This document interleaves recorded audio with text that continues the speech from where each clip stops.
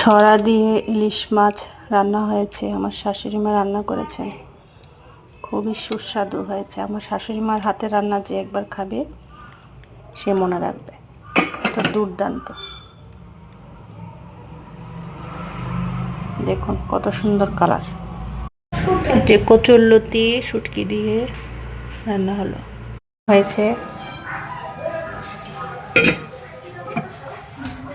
ভাজা,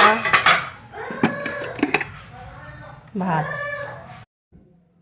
চিকেন ভর্তা।